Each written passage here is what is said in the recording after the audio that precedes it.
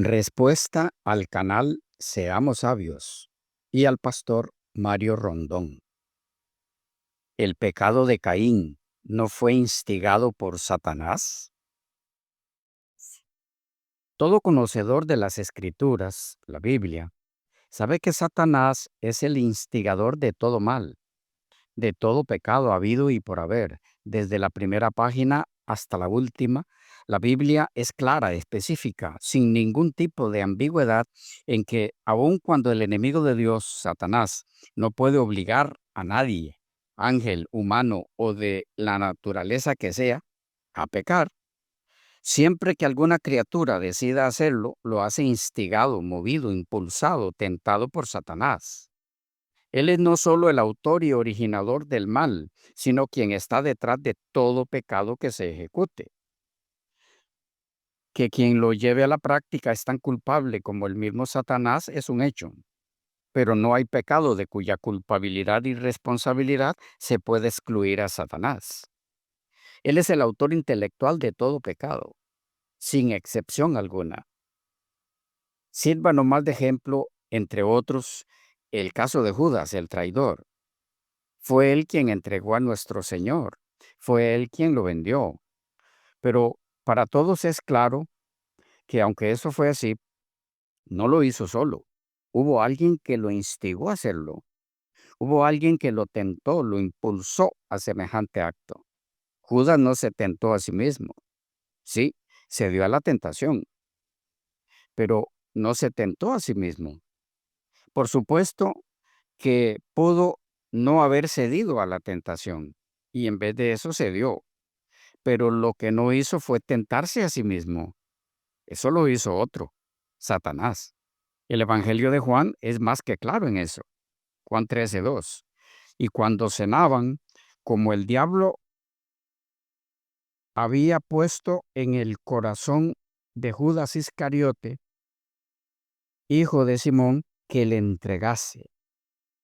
Sí, para que Satanás pusiera eso en el corazón de Judas, necesitó el permiso de Judas, necesitó su consentimiento, pero tal pensamiento no nació de Judas, fue inculcado por Satanás, el autor del mal. Ya entraremos más adelante con más detalle en el caso de Judas, pero veamos otro ejemplo, el pecado de Ananías y Zafira, su mujer. Según Hechos 5:4, Pedro pregunta a Ananías, ¿por qué pusiste esto en tu corazón? No has mentido a los hombres, sino a Dios. Y la pregunta aquí es, ¿no fue entonces el propio Ananías, sin que nadie lo impulsara, el que por su propia iniciativa tomó la decisión que tomó? ¿No es eso lo que dice el texto? Pues dice, ¿por qué pusiste esto en tu corazón?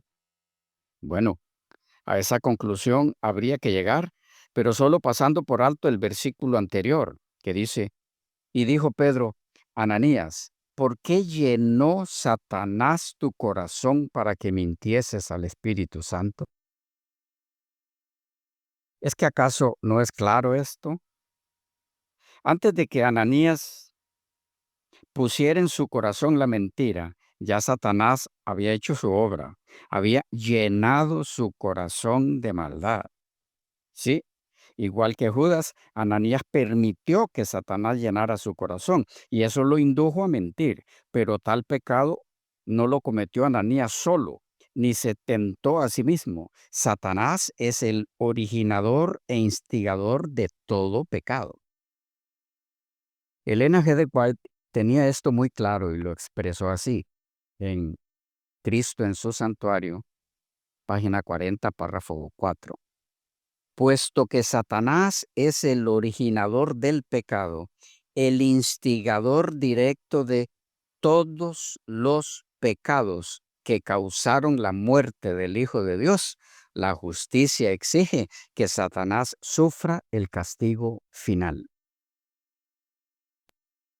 En el contexto de la época de Guillermo Miller, en cuanto a la oposición que éste tuvo de parte del enemigo, ella dice en Cristo en su Santuario, página 64, párrafo 1, el instigador de todo mal. No trató únicamente de contrarrestar los efectos del mensaje del advenimiento, sino de destruir al mismo mensajero. ¿Quién? El instigador de todo mal. Como puede verse, ella es clara, específica, al igual que la Biblia, en que todo mal, todo pecado tiene como instigador a Satanás y como ejecutor a quien ceda a sus tentaciones. Pero no hay pecado del que Satanás no sea culpable también, aunque otro lo ejecutó por él. Excluir a Satanás de la responsabilidad de un solo pecado es desfigurar el panorama bíblico sobre el tema. Y es aquí donde tiene razón de ser nuestra respuesta como ministerio Secabib a una nueva enseñanza que recién está surgiendo en los ámbitos de la nueva teología de la Corporación Adventista del Séptimo Día. Aclaramos que no nos referimos a la Iglesia Adventista del Séptimo Día, sino a la corporación que conserva ese nombre. Aclaración que es de mucha importancia, aun cuando hay quienes se incomodan cuando nos escuchan hablar en esos términos, a quienes con todo el respeto que se merecen, solo podemos decirles que tal designación, corporación, es un título o nombre o como se lo desee entender, dado por los mismos integrantes de esta entidad. De tal manera que nos cuesta entender el porqué de la molestia de algunos cuando empleamos el nombre de una entidad que ella misma se ha dado. Eso es como que Víctor Venegas levante una empresa, digamos, de transporte de carga y la llame Transportes Venegas. Y luego me incomode o moleste porque las personas se refieren a mi empresa como Transportes Venegas. Sinceramente nos cuesta entender la molestia. Con todo, no es algo que nos corresponda solucionar. Si a algunos les molesta que se le llame con el nombre que ellos mismos se dieron, solo cámbiense el nombre y díganos cómo quieren que se les llame y así lo haremos muy respetuosamente, como corresponde. Aclaramos esto porque lo que vamos a tratar aquí, a manera de respuesta, tiene que ver con la nueva enseñanza que está surgiendo en la Corporación Adventista, que no tiene ninguna relación ni semejanza con la enseñanza de la Iglesia Adventista del Séptimo Día, en lo que respecta al pecado, en el área de quién es su originador e instigador. Y como adventistas del séptimo día, independientes de la Corporación Adventista, eclesiástica y doctrinalmente hablando, es nuestro deber moral y ministerial dejar claro que lo que se está enseñando por parte de algunos miembros y pastores de la Corporación Adventista respecto a este tema no representa la doctrina de la Iglesia Adventista del séptimo día. ¿De qué enseñanza estamos hablando? ¿Cuál es la nueva doctrina que está surgiendo en la entidad ya mencionada, que no debe ser vista como doctrina de la Iglesia Adventista del séptimo día? Vamos al grano de este asunto. En el video en YouTube titulado Pastor Mario Rondón, ¿por qué pecamos? El perfeccionismo versus la santidad, del canal Seamos Sabios. A partir del minuto 10:27, el pastor Mario Rondón dice así: ellos, refiriéndose a Adán y a Eva antes de la caída, ellos no tenían una naturaleza pecaminosa que los llevara a cometer un pecado. Ellos tenían que tomar la decisión en algún momento. Después que ellos cayeron, después que se dieron a la invitación del enemigo, quebrantaron el expreso mandato de Dios. Ya de ahí en adelante, ellos tenían una naturaleza pecaminosa y el enemigo no tenía que aparecérseles para. No, ellos pecaban por sí solos. Ya el diablo no tuvo que decirle a Caín que matara a su hermano Abel. Fue parte de su naturaleza que se rebeló, que sintió celos, todo eso. ¿De dónde sale? De una naturaleza pecaminosa. Hasta aquí las palabras del pastor Mario Rondón. Puede verse la nueva enseñanza de la nueva teología de la Corporación Adventista, representada en este caso por el pastor Mario Rondón y el canal Seamos Sabios, encargados ambos de promover la doctrina de dicha entidad. ¿Cuál es esa nueva doctrina? Que no tiene ninguna relación con la doctrina de la Iglesia Adventista del Séptimo Día y que, modestamente hablando, creemos poder demostrarlo en esta respuesta al pastor Rondón y al canal Seamos Sabios. ¿Cuál es esa nueva doctrina? Veamos. Estamos en el área de la doctrina del pecado, técnicamente hablando, hamartiología. ¿Cuál es el nuevo concepto transmitido aquí por el pastor Rondón y el canal Seamos Sabios?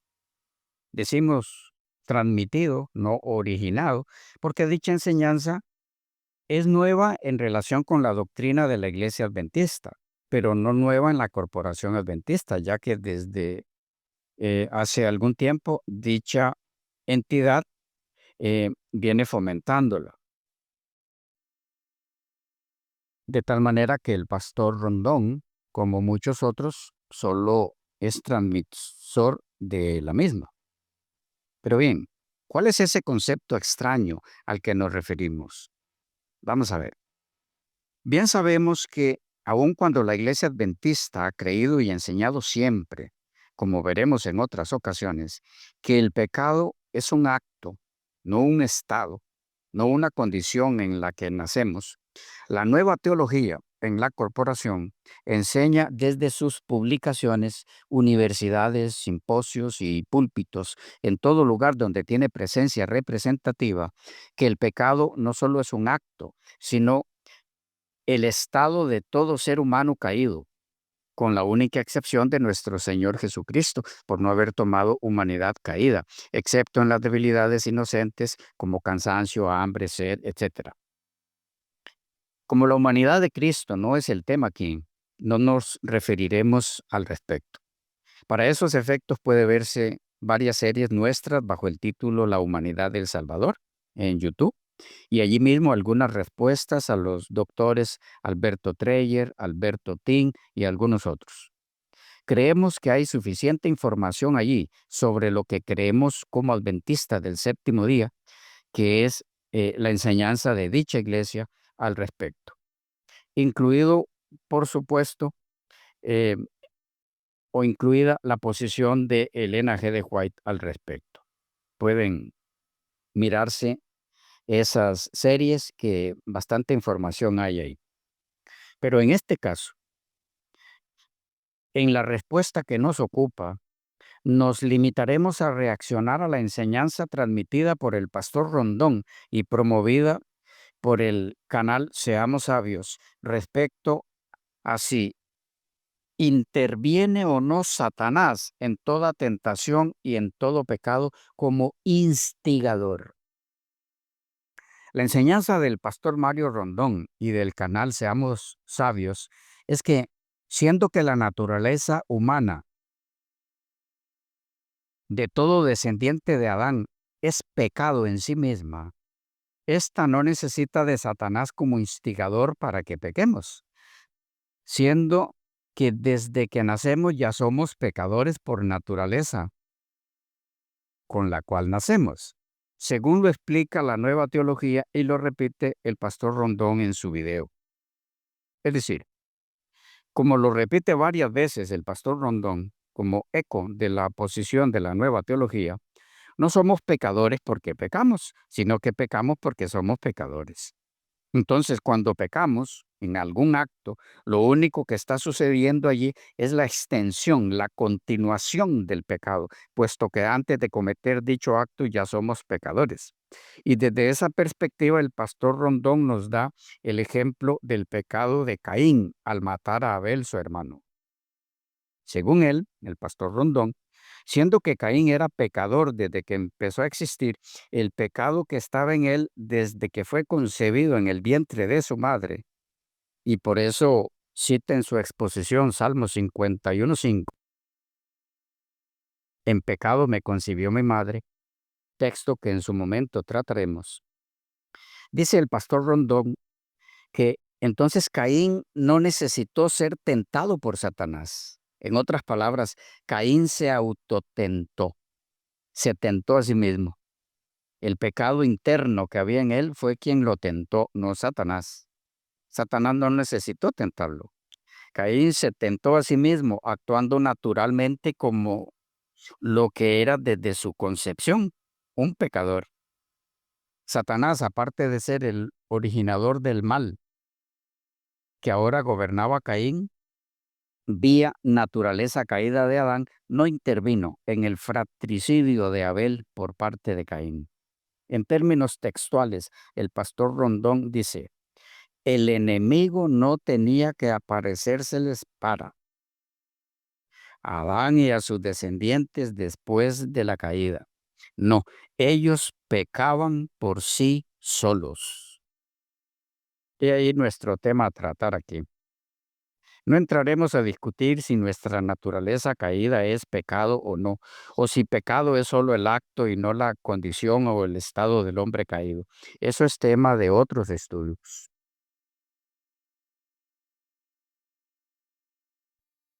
Lo único que trataremos en esta respuesta al pastor Rondón y al canal Seamos Sabios ¿es cierto que pecó Caín por sí solo?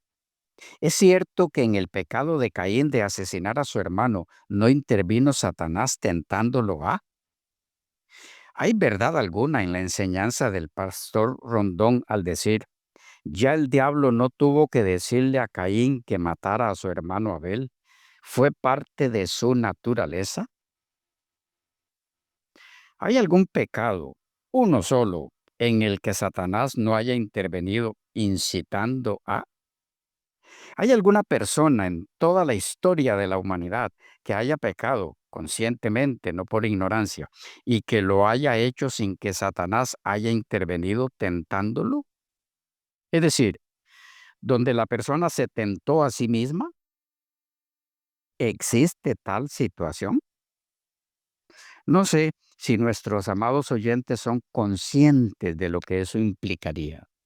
Es que si tal cosa es posible, entonces Satanás solo tendría que ser juzgado por haber tentado a los ángeles y a Adán y a Eva en su estado de inocencia. De ahí en adelante, siendo que cada pecador se tienta a sí mismo, ¿qué culpa tendría Satanás en la escena? Esto porque con el caso de Caín, el doctor Rondón no está dando un ejemplo de lo que sucedió solo con Caín, sino de lo que sucede con toda la humanidad. Él no está hablando solo de Caín, lo está poniendo de ejemplo de lo que ocurre cuando como humanos caídos fallamos en algo. ¿Es esto así, hermanos amados? ¿Nos tentamos a nosotros mismos? Cuando cometemos un pecado, fue porque nos tentamos a nosotros mismos. No tuvo Satanás intervención en eso. Una aclaración importante. En la respuesta a esta pregunta, que es en sí nuestra respuesta al pastor Rondón y al canal Seamos Sabios, no nos estaremos refiriendo al hecho de que cuando nos aventuramos al terreno de Satanás, prácticamente le tentamos a que nos tiente. No, no nos referimos a eso. Eso sí es una realidad y ocurre mucho, que nos ubicamos voluntariamente en el terreno del enemigo, abriéndole la puerta o preparándole el ambiente para que nos tiente. Eso se da algunas veces. Y también la hermana Elena G. de White habla al respecto. Pero no es de eso de lo que estamos hablando aquí. Lo único que trataremos en esta respuesta es, ¿se tentó Caín a sí mismo? ¿No intervino Satanás en el pecado de Caín, tentándolo desde afuera? ¿Pecó Caín por sí mismo en el sentido de que no lo tentó Satanás, sino que él se tentó a sí mismo? ¿Cómo entendieron este asunto los exégetas bíblicos que han tratado el tema? En esta ocasión centraremos nuestra respuesta en dos textos bíblicos que de paso, por sí mismos, sin mucha indagación, responden puntualmente estas preguntas. Después de mirar un poco lo que estos textos tienen para decirnos al respecto, tomaremos algo de tiempo también para mirar cómo responde a estas preguntas Elena G. de White, representante oficial y categórica de la Iglesia Adventista del Séptimo Día. Bien, vamos al primer texto. Primera carta de Juan, capítulo 3, versículo 12. Dice así: no como Caín, que era del maligno y mató a su hermano. ¿Y por qué causa le mató? Porque sus obras eran malas y las de su hermano justas. De paso, hay una pregunta aquí solo para reflexionar que la trataremos en otra ocasión y es la siguiente. Caín y Abel tenían la misma naturaleza caída y por lo tanto, según el pastor Rondón y el canal Seamos Sabios, ambos eran pecadores desde su concepción o nacimiento, que no hace mayor diferencia, aunque sí me pregunto cuáles serían los pecados de un ser prenatal o de un recién nacido. Pero bien, ese no es el tema. La pregunta es, si tanto Caín como Abel eran pecadores desde el vientre de su madre, ¿por qué Abel no se defendió y actuó como era la norma de un pecador? ¿Por qué no terminó al revés la historia? Abel matando a Caín. De todas formas, habría sido un pecador matando a otro pecador. Pero esa pregunta se la dejamos para que la mediten. Exactamente la misma pregunta puede hacerse en el caso de Saúl y David. Saúl quería matar a David. Según la teología del pastor Rondón y promovida por el canal Seamos Sabios, allí lo natural sería que David, como pecador por el hecho de ser descendiente del Adán caído, también quisiera matar a Saúl. Eso era lo propio, lo natural de su condición o estado, ¿no? ¿Por qué entonces cuando David tuvo la oportunidad de matar a Saúl no lo hizo? ¿Qué pasó con su naturaleza caída que de por sí ya lo convertía en pecador antes de matar a Saúl si así lo hubiera hecho? El caso de David con Saúl es importante traerlo a colación, porque alguien podría decir que en el caso de Abel no mató a Caín porque no tuvo la oportunidad, porque Caín actuó primero. Si así son las cosas, ¿por qué David no mató a Saúl? ¿Fue porque no tuvo la oportunidad? Bien, tomemos algo de tiempo para ver cómo entendieron los estudiosos de los escritos del apóstol Juan, primera de Juan 3:12. Volvamos al texto. No como Caín, que era del maligno y mató a su hermano. ¿Y por qué causa le mató? Porque sus obras eran malas y las de su hermano justas. ¿Hay luz en este texto que nos ayude a encontrar las respuestas a las preguntas ya mencionadas? En síntesis, ¿se tentó Caín a sí mismo? ¿No tuvo intervención en eso Satanás? ¿Cómo interpretan los exégetas antiguos y modernos la información contenida sobre el pecado de Caín según Primera de Juan 3:12? ¿Qué significa el que se diga que Caín era del maligno? Compartimos con ustedes lo que algunos de ellos dicen al respecto.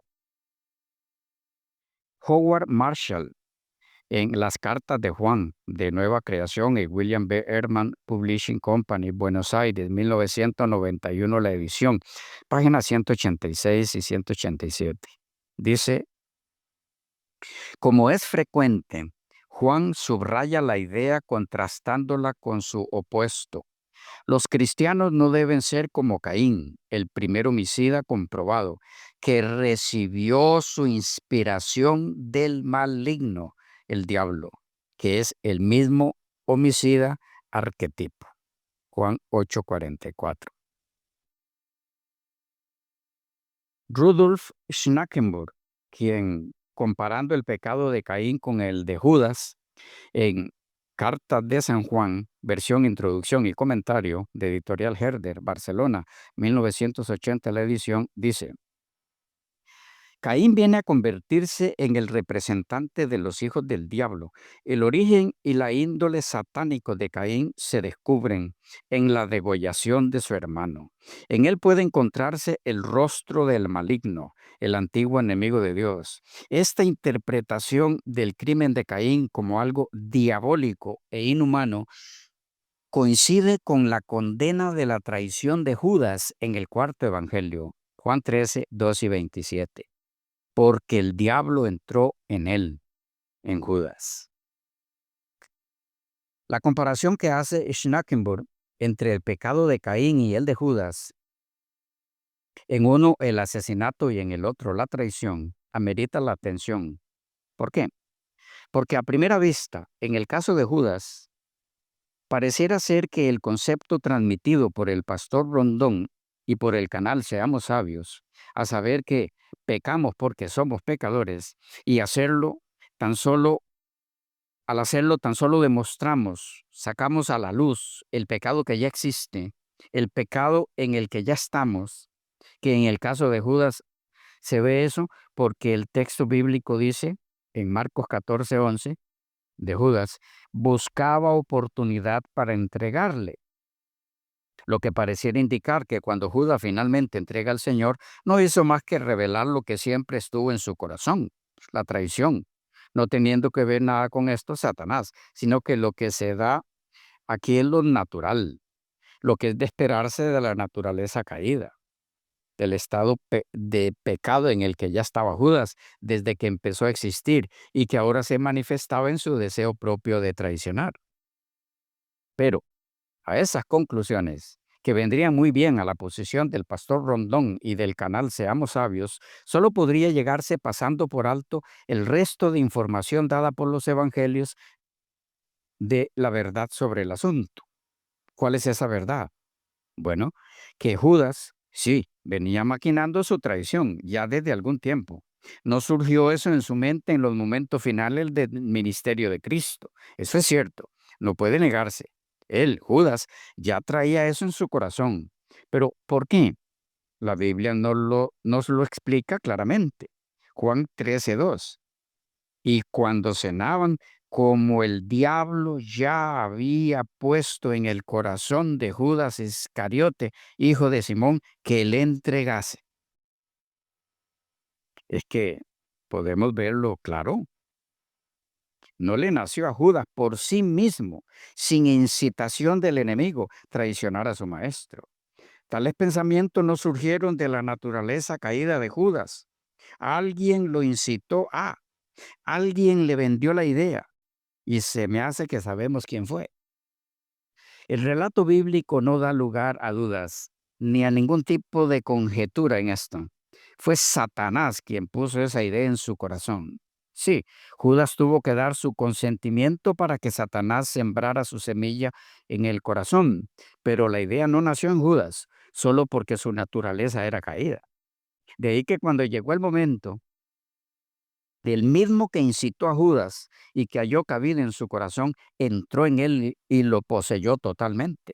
El texto dice, Juan 13:27, y después del bocado, Satanás entró en él. Entonces Jesús le dijo, lo que vas a hacer, hazlo más pronto. ¿Cómo es que Satanás entra en una persona? Bueno, ese es otro tema, pero el punto aquí es que Judas no actuó solo desde que la idea de la traición vino a él, hasta que consumó la acción. Siempre hubo alguien detrás, Satanás. Él es el autor detrás de todo mal. Tratar de eximirlo de tal responsabilidad es una irresponsabilidad, mal viniendo de un expositor supuestamente bíblico y de un canal que nos invita a ser sabios. ¿Qué sabiduría hay en tal enseñanza? Volviendo a nuestro punto, ¿qué significa el que Caín era del maligno? Seguimos en lo que Juan quiso decir con esto, según lo entienden algunos estudiosos de sus escritos. ¿Qué quiso decir Juan cuando expresa que Caín era del maligno? ¿Actuaba Caín por su propia cuenta?